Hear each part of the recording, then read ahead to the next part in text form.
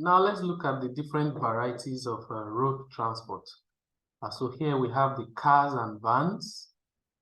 They can be an efficient means of carrying small goods. So basically, they are good for carrying small goods, particularly when making multiple deliveries.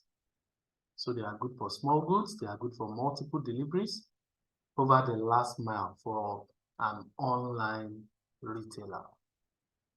So drivers do not need what are the specifications for this kind of road transport. Drivers do not need to have special licenses.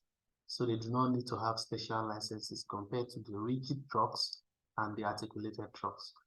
And so recruitment and retention are simplified. So recruitment and retention are simplified here. These are key things that you need to note.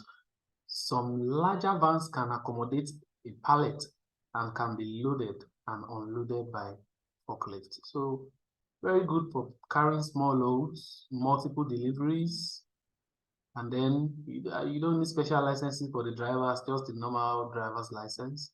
Recruitment and retention for this kind of transportation, they are very simple for employers, easy, no too much requirements, no too much regulations. It's just like driving a normal van or car, and then you get the drivers, they do the job for you, easy.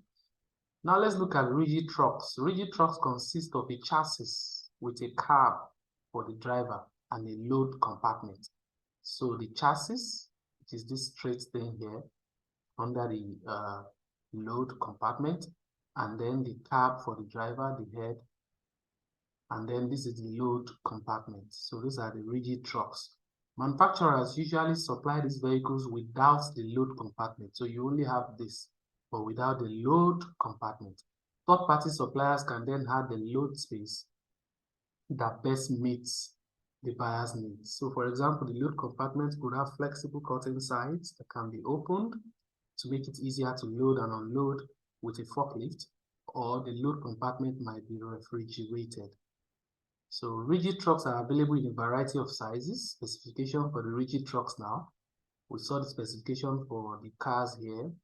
So for the rigid trucks, Roundlandian law permits trucks of up to 7.5 tons to be driven by holders of standard driver's license. However, larger trucks require heavy goods vehicle license. So this usually will require heavy goods license depending on the tons that the driver is carrying, or that the rigid truck is carrying.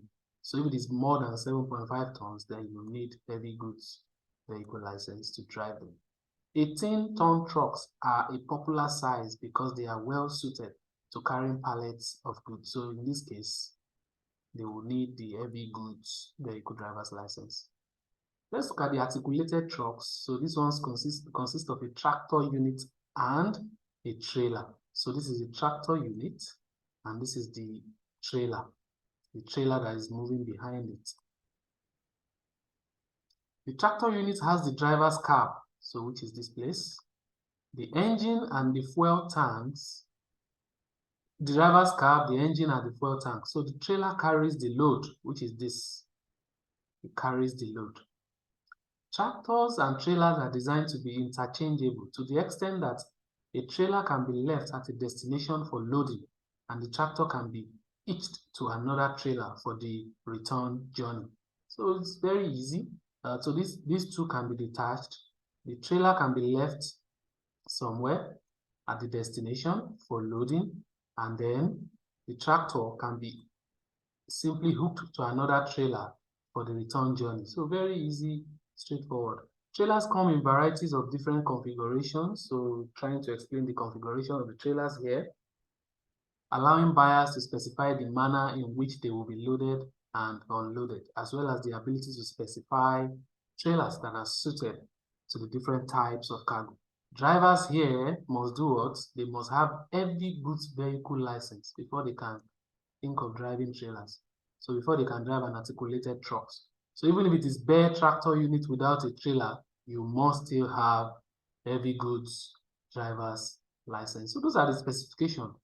for the different varieties of road transport.